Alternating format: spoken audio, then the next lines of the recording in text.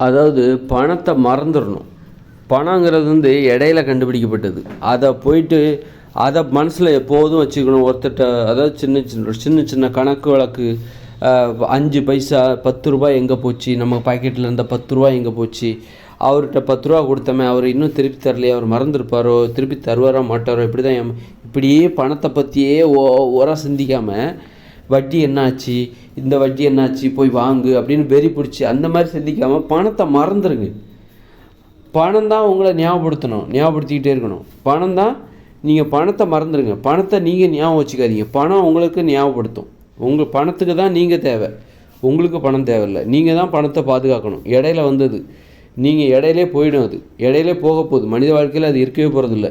பணம் இல்லாத காலத்தில் நம்ம பணம்னு ஒன்றே நமக்கு தெரியாது. பணம் இல்லாத காலங்கிறது எது? கற்காலம். எப்போ உலோகங்கள் கண்டுபிடிச்சாங்களோ அப்போ தான் பணத்தையே கண்டுபிடிச்சாங்க. உலோகங்கள் கண்டுபிடிக்கும் போது தான் நிறைய உலோகத்தை அடிப்படையாக கொண்டு நிறைய தொழில்கள் உருவாச்சுது, நிறைய தேவைகள் பெரியது. அந்த தேவைகளை வாங்குவதற்காக என்ன பண்ணாங்க? பணங்கிற ஒரு நடைமுறையை கண்டுபிடிச்சாங்க. அப்போது இடையில வந்து அதுக்கு முன்னாடி, அப்போ கற்காலங்களில் உலோகங்கள் கண்டுபிடிக்கப்படாத காலங்களில் பணம்னா என்னன்னு தெரியாது. வெறும் பகிர்ந்து தான் உண்ணுட்டு இருந்தாங்க. தாங்கிட்ட இருந்ததை மற்றவங்களுக்கு கொடுத்தாங்க, மற்றவங்கள்ட்ட இருக்கிறத வாங்கி சாப்பிட்டாங்க, அவ்வளோதான். பண்டமாற்று முறை கூட கிடையாது. பகிர்ந்து தான் உண்டு கொண்டிருந்தார்கள். பணம்னு ஒன்றே அவங்களுக்கு தெரியாது. பணம்னா என்னன்னு தெரியாது. பணமா அது அப்போ பணமானு கூட யாரும் கேட்க தெரியாது. பணம்னு அப்போ அவங்க வாழ்க்கை எப்படி இருக்குன்னு நினச்சி பாருங்கள். பணம்னா என்னன்னே தெரியாத காலத்தில் பல லட்சம் வருஷம், அதாவது சில லட்சம் வருஷங்களாக மனுஷங்க வாழ்ந்துட்டு இருந்தாங்க. மனுஷங்களோட வரலாறு என்பது ஒரு 2 லட்சம் தான் இருக்கணுங்கிறது என்னுடைய அபிப்பிராயம், என்னுடைய கருத்து. அப்படி இருக்கும்போது ஓரிரு லட்சம் வருஷங்களாக மனுஷங்களுக்கு பணம்னா என்னென்னே தெரியாது, வாழ்ந்துட்டு இருந்தாங்க. அப்போ அவங்களுக்கு வந்து இந்த வட்டின்னா என்ன தெரியாது, கடன்னா என்ன தெரியாது, ஒரு பணத்தை திருப்பி கொடுக்கலையே அப்படிங்கிற கோபம் அவங்களுக்கு கிடையாது, பணத்தை சம்பாதிக்கணுங்கிற ஆசையும் அவங்களுக்கு இல்லை. பணமே இல்லாத ஒரு வாழ்க்கையை வாழ்ந்துக்கிட்டு இருந்தாங்க. அப்போ இடையில தான் சமீப காலமாக ஒரு உலோகங்கள் எப்போ கண்டுபிடிச்சாங்களோ, ஒரு 3000 வருஷத்துக்கு முன்னாடி தான் அந்த பணமே கண்டுபிடிச்சிருப்பாங்க. ஒரு 3000 வருஷத்துக்கு பின்னாடி வந்து அந்த பணத்துக்காக அதை பற்றியே யோசிக்கிறது, அதை பற்றியே ஆசைப்பட்டு கனவு கண்டுக்கிட்டு எப்போ பார்த்தாலும் பணத்தை பற்றியே யோசிக்கிறது. சரி, நீ பணத்தை பற்றி எப்படி நீ கனவு காண்றல, அதாகணும், இன்ஜினியர் ஆகணும், டாக்டர், இது எல்லாமே இந்த பணத்தை பற்றின கனவு தான். இது எல்லாமே அடிப்படையில் பணம் தான் இந்த ஆசையை உருவாக்கிச்சு, இந்த கனவையை லட்சியத்தையே உருவாக்கிச்சு. இப்படிப்பட்ட லட்சியமே பணம் கண்டுபிடிக்கப்பட்டவரை தான் உருவாக்கிச்சு. நான் இன்ஜினியர் ஆகணும், கலெக்டர் ஆகணும், விஞ்ஞானி ஆகணும், அது ஆகணும், இது ஆகணும், முதலமைச்சர் ஆகணும், இப்படிப்பட்ட ஆசையை எல்லாம் பார்த்திங்கன்னா சூப்பர் ஸ்டார் ஆகணும், இது எல்லாமே அந்த பணம் தான் உனக்கு உருவாக்கிச்சு. அப்போது இதுதான் ரொம்ப இடையில வந்தது ஒரு பணம்ங்கிறது இவ்வளோ. அப்போ அந்த பணம் இருக்குல்ல, அது கடைசியில் பார்த்திங்கன்னா நம்மளே மனுஷங்களை ஆட்டி படைக்குது. எப்போ ஆட்டி படைக்குன்னா, நீ அதை எப்போவுமே நினச்சிக்கிட்டு இருக்க, நீ அந்த பணத்துக்கு அடிமையாயிட்ட. பணத்தை மறந்துடு. அப்போ தான் தெரியும் பணத்துக்கு உனக்கு பணம் தேவையில்லை, அந்த பணத்துக்கு தான் நீ தேவை. ஏன்னா நீ தான் அந்த பணத்தை காப்பாற்றணும். ஏன்னா இடையில வந்தது அது நீ எவ்வளோ காலம் விரும்புறியோ அந்த காலம் வரைக்கும் தான் அந்த பணத்துக்கு நீ தான் வாழ்க்கை கொடுக்குற. உனக்கு வந்து பணம் வந்து வாழ்க்கை கொடுக்கல. ஏன்னா இடையில வந்து புகுந்தது மனித வாழ்க்கையில், நீ தான் அதை உருவாக்குன. நீ வேண்டான்னா தூக்கி போட்டுருவ. அப்போ பணம் தான் பயப்படணும், நீ பயப்படக்கூடாது. பணம் இல்லைன்னு நீ பயப்படாத. இந்த மனுஷங்க எப்போ நம்மளை தூக்கி போடுவாங்களோன்னு சொல்லிட்டு அந்த பணம் தான் பயப்படணும். அதனால் எப்போ பார்த்தாலும் பணத்தையே நினச்சிக்கிட்டு இருக்காது. ஐயோ, நம்மக்கிட்ட வாங்கின 100 ரூபாய் அவர் தரவே இல்லையே அப்படின்ட்டு, 10 ரூபா தரலையே, 20 ரூபா தரலையே அப்படின்னு சொல்லிட்டு நம்மளை ஏமாற்றிட்டான். 10,000 ரூபா வாங்கிட்டு ஏமாற்றிட்டான், 20,000 வாங்கிட்டு ஏமாற்றிட்டான், தரவே இல்லை, 27,000 ரூபா வாங்கிட்டு ஏமாற்றிட்டா அப்படின்னு சொல்லிட்டு நீ வந்து இப்போது வருத்தப்பட்டு போனால் போது ஒரு பாடமாக நினச்சிக்க. அவ்வளோதான், ஒரு பாடம், அவ்வளோதான், முடிஞ்சு போச்சு, திரும்ப அவ்வளோதான், மறந்துடு. அது மாதிரி பணத்தை மறந்துடு. ஆனால் பாடம் கற்றுக்கோ. அதுக்காக பாடம் கற்றுக்கிட்டு தொடர்ந்து ஏமாளியாக இல்லாமல் ஒரு நேர்மையாகவும் இருக்கணும். அதே நேரத்தில் வந்து இந்த திருடுறது, ஏமாத்துறது, ஊழல் பண்ணுறது, அப்போ தான் அதெல்லாம் வச்சுக்கூட. நேர்மையாக இருந்தால் தான் நீ பணத்தை மறக்க முடியும். பணத்தையே நினச்சிக்கிட்டு இருக்கவங்க தான் இந்த மாதிரி குறுக்கு வழியில் போயிடுவாங்க. பணத்தையே மறக்க முடியாமல் பணத்தையே நினச்சிக்கிட்டு பணத்துக்கு அடிமையானவங்க தான் கடைசியில் இந்த மாதிரி நேர்மையற்ற வழிகளில் பணத்தை சம்பாதிக்க போயிடுவாங்க. அதனால் பணத்தை மறந்துருப்பா, நீ அதை நினச்சிக்கிட்டு இருக்காது. அதுதான் உனக்கு அதுதான் என்ன பண்ணும், பணம் தான் என்ன பண்ணும், தன்னை நினைவுபடுத்திக்கிட்டே இருக்கும். பணம்னு ஒன்று இருக்கம்பா, என்னையும் கொஞ்சம் பாரு, என்னையும் மனசில் வச்சுக்கோ அப்படின்னு. பணத்துக்கு தான் உன் தயவு தேவையது தவிர உனக்கு அந்த பணத்தோட தயவு தேவையில்லை. ஏன்னா நீ தான் கண்டுபிடிச்ச, நீ தான் அதுக்கு உயிர் கொடுத்த. நீ எப்போ வேண்டான்னு போறியோ அதை நீ தூக்கி போட்டுருவ. 2040 நீ தூக்கி போட்டுருவ. பணம்னே செயலிழந்து போயிடும். அந்த பணம் தான் பயப்படணும். இந்த உலகத்தில் உயிர் வாழ்கிறதுக்கு மனுஷங்களோட தயவு தேவை அப்படின்னு சொல்லிட்டு அந்த பணம் தான் பயப்படணுமே தவிர, நீ உயிர் வாழ்கிறதுக்கு உனக்கு பணம் தேவைன்னு சொல்லிட்டு இந்த பணத்துக்கிட்ட போய் நீ இறங்கி போய் நிற்காத. பணத்துக்கிட்ட போய் மண்டிடாத. பணத்துக்காக நீ கேவலமான வேலைகளை செய்யாத. மனுஷங்க என்ன நினச்சாலும் பரவாயில்ல, எனக்கு இந்த பணம் தான் முக்கியம்னு சொல்லிட்டு லஞ்சம் ஊழல்ன்ற பேரில் மற்றவங்கள கையை ஏந்தாத, திருடாத, ஏமாத்தாத. அப்படின்னா என்ன அர்த்தம்? நீ பணத்தை வந்து பெருசாக நினைக்கிற. பணத்தை பார்த்து நீ வந்து இறங்கி போகிற. பணத்துக்கிட்ட போய் நீ ஒன்று விட்டு ஒரு கெத்தாக நிற்கணும் பணத்தை. அப்போ எப்படின்னா, நீ நேர்மையாரு. அந்த கேவலம் அந்த பணத்துக்காக நான் ஒருத்தர்கிட்ட போய் திருட மாட்டேன். கேவலம் அந்த பணத்துக்காக போய் நான் ஒருத்தரை ஏமாற்ற மாட்டேன். கேவலம் இந்த பணத்துக்காக ஒருத்தர் செய்த உதவியை மறந்து அவர்கிட்ட வாங்கின அந்த 10,000 நான் திருப்பி கொடுக்காமல் இருக்க மாட்டேன். அந்த 27,000 நான் கண்டிப்பாக திருப்பி கொடுத்துருவேன். எனக்கு மனுஷங்க தான் முக்கியம், அந்த பணம் எனக்கு முக்கியம் இல்லை. அந்த பணம் முக்கியமாக தெரிய போய் தான் நீ அந்த பணத்தை வாங்கின பணத்தை தரமாட்டேங்கிற. அந்த 10,000 தரமாட்டேங்கிற, அந்த 27,000 நீ தரமாட்டேங்கிற. அந்த பணம் உனக்கு முக்கியமாக தெரியுது. மனுஷங்க உனக்கு முக்கியம். மனுஷங்க என்ன வேணாலும் நினச்சி போட்டோம், என்ன காரி துப்பிட்டு போட்டோம், தொடச்சி போட்டு நான் போயிட்டே இருக்கேன். எனக்கு வந்து மனுஷங்க முக்கியம் இல்லை, பணம் தான் எனக்கு முக்கியம் அப்படின்னு நினைக்கிற பற்றி அந்த பணத்துக்கு முன்னாடி நீ தோத்துட்ட, பணத்துக்கு அடிமையிட்ட. அதனால தான் உனக்கு அந்த நினப்பெல்லாம் வருது. அப்போ மனுஷங்க தான் முக்கியம்னு நினச்சின்னா இந்த பணம் வந்து பணத்தையே மறந்துடுவேன். பணத்தையே மறந்துடுவேன். மனுஷங்க தான் முக்கியம்னு நினச்சா நீ பணத்தையே மறந்துடுவேன்.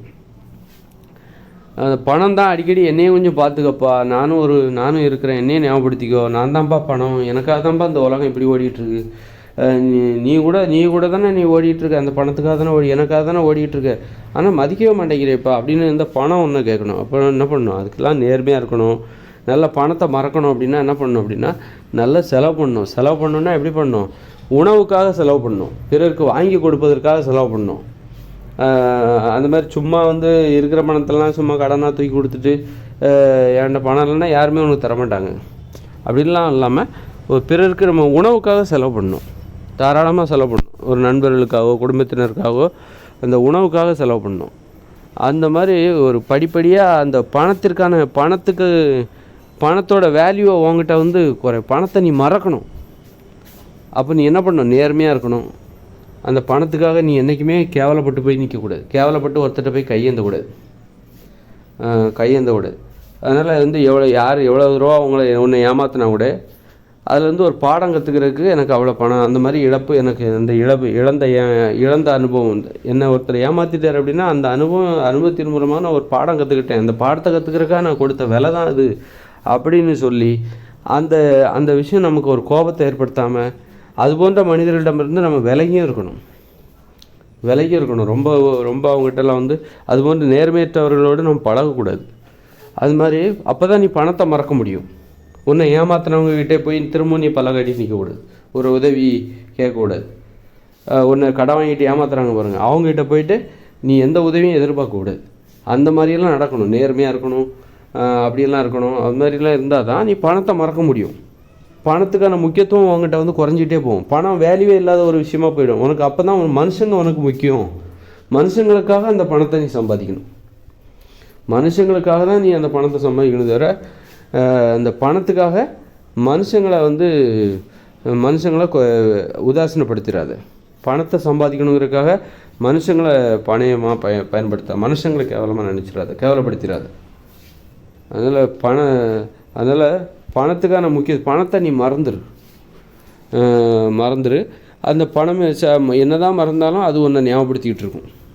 அதுக்காக சுத்தமாக ஒருத்தட்ட வாங்கின காசெல்லாம் நீ மறந்துடக்கூடாது. நிறைய காசு இருந்தால் மறந்துடக்கூடாது.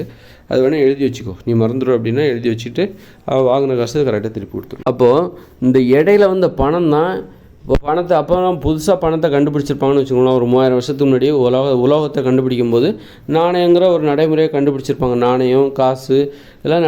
ஆனால் இது இப்படிப்பட்ட உலகத்தை உருவாக்கணும்னு நினச்சாங்களா? இப்படிப்பட்ட பிரச்சனையை உருவாக்கும். சிலருக்கு நோயே வந்துடும். கடன் வாங்கிட்டு யாராவது திருப்பி கொடுக்கலன்னா கோவப்பட்டு செத்தே போயிடுவாங்க. அந்தளவுக்கு நெஞ்சு மாரடைப்பெலாம் வந்துடும். நம்மளை இப்படி ஏமாற்றிட்டாங்களே அப்படின்னு நினச்சி அவங்க வந்து அவமானத்துலேயும் செத்து போயிடுவாங்களாம் நிறைய பேர் இருக்காங்க. நிறைய பேருக்கு நோயே வந்துடும். அந்த கோபத்தை தாங்க முடியாமல் நோயே வந்துடும். அதனால் இந்த பணத்தை நம்ம ஜெயிக்கணும். இந்த பணம் நம்மளை வீழ்த்திடக்கூடாது. அப்போ அந்த மாதிரி நினைக்கும் போது என்ன ஆகுது அப்படின்னா, அந்த பணம் அவரை வீழ்த்திடுச்சு. பணத்துக்கு அவர் அடிமையானதுனால அவரை வந்து அது வீழ்த்திருச்சு, நோய் வந்துருச்சு. இது மாதிரி ஏமாற்றங்கள் நிறைய இருக்கும். கடன் வாங்கிட்டு திருப்பி கொடுக்காதவங்க நிறைய கைவாளிகள் தான் நிறைய பேர் இருப்பாங்க. அதனால் ஏமாத்துறவங்க, திருடுறவங்க இப்படிலாம் நிறைய பேர் இருப்பாங்க. ஆனால் இந்த இடத்துல நாம் வந்து இந்த இழப்புகளை பார்த்து பயந்துடக்கூடாது. இழப்புகளை பார்த்து பயப்படாமல் அதுலேருந்து பாடத்தை கற்றுக்கிட்டு தைரியமாக நிற்கணும். தைரியமாக நம்ம நிற்கணும். தைரியமாக நின்றுட்டோம்னு பணம் தோற்று போயிடும். நம்ம எத்தனை பேர் நம்மளை ஏமாத்தினாலும் சரி, அதுலேருந்து நம்ம ஒரு பாடத்தை கற்றுக்கிட்டு அது போன்ற நபர்களிடம் தொடர்ந்து நம்ம பழகாமல் விலகி நின்றுக்கிட்டு, அதே நேரத்தில் அவங்ககிட்ட நம்ம வந்து பகைமையும் பாராட்டாமல் அமைதியாக வந்துட்டோன்னு வச்சுக்கோங்க. திரும்ப அவங்ககிட்ட போய் நிற்கக்கூடாது, திரும்ப அவங்களும் நம்மக்கிட்ட வரக்கூடாது. அப்படிலாம் இருந்துட்டோம். நேர்மையாகவும் இருக்கணும். எப்போவுமே நம்மளை ஒருத்தர் ஏமாற்றிட்டாருங்கிறதுக்காக நாம் மற்றவங்கள ஏமாற்றக்கூடாது. இப்படியெல்லாம் கடைபிடிச்சிட்டோன்னா பணம் தோற்று போயிட்டே இருக்கும். நம்மக்கிட்ட வந்து ஒருத்தர் 40,000 வாங்கிட்டு திருப்பி தரல அப்படின்னா அது ஒரு பாடமாக நினச்சிக்கோ. நம்ம நம்பி தான் கொடுத்தோம், ஆனால் அவர் ஏமாற்றிட்டார் அப்படின்னா அது ஒரு பாடம். இந்த மாதிரி நபர்கள்ட்ட இனிமேல் நம்ம உஷாராக இருக்கணும். கடன் கொடுக்குற ஆர்வத்தையும் லைட்டாக குறைச்சிக்கணும். இப்படி பாடம் கற்றுக்கிறதுக்காக தான், அப்படி ஒரு பாடத்தை கற்றுக்கொள்வதற்காக நாம் செலுத்திய கட்டணம் தான் அந்த 40,000 அப்படின்னு நினச்சிக்கிட்டு இப்படியெல்லாம் யோசிக்கும்போது பணம் நம்மிடம் மதிப்பிழந்து போயிட்டே இருக்கும். பணம் தோற்றுக்கிட்டே போகும். பணம் நம்மளை ஒன்றும் பண்ண முடியாது. பணம் நம்மளை வந்து அதாவது ஒருத்தர் வாங்கிட்டார் திருப்பி தரலன்னு சொல்லிட்டு நம்மளை ஏமாற்றிட்டாங்களேன்னு சொல்லி யோசித்து சிலருக்கு நோயே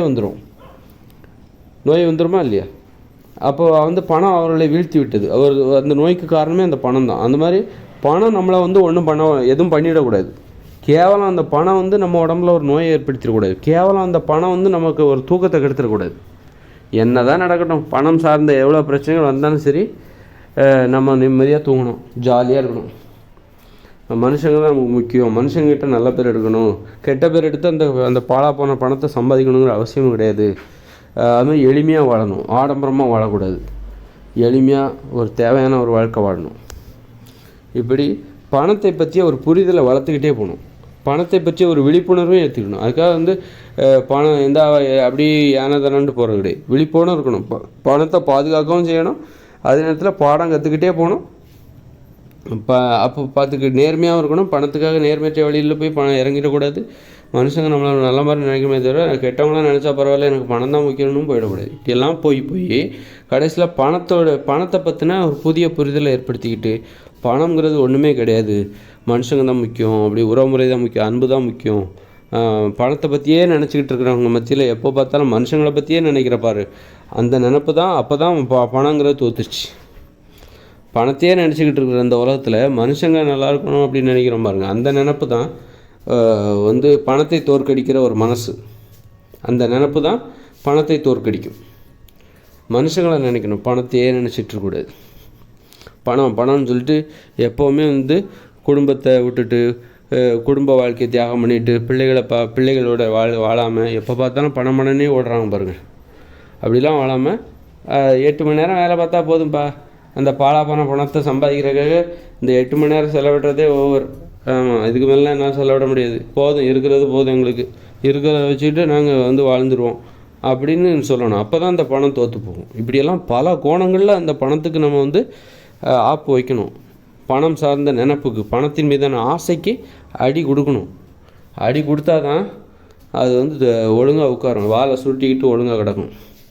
கிடந்துட்டு அப்போ தான் நமக்கு தலை நின்று அது வந்து மூலையில் அப்படி உட்கார வச்சிடணும். அந்த பணத்தை போதும், மூடிட்டு கொஞ்ச நேரம் உட்காரு அப்படின்னு சொல்லிட்டு ரொம்ப ஆட்டம் போடாது. இடையில வந்த நாய் நீ, இடையிலே இவனை விரட்ட போகிறோம் பாரு. 2040 பேர் இந்த இயந்திர அறிவியல் செயலிழக்கும்போது அதுக்கப்புறம் பணங்கிற உன்னோடைய சுவடுகளே இருக்காதுங்க, எல்லாத்தையும் நாங்கள் எரிச்சிருவோம். நீ பணம் மதிப்பு ரூபாய்க்கு தான் நீ பணம், மதிப்புன்னு ஒன்று இல்லைன்னா நீ காகிதம் தான், வெறும் பேப்பர் தான். நீ ஒன்று அடுப்பு எரிக்கிறது தான் பயன்படுத்த போகிறோம் பாரு.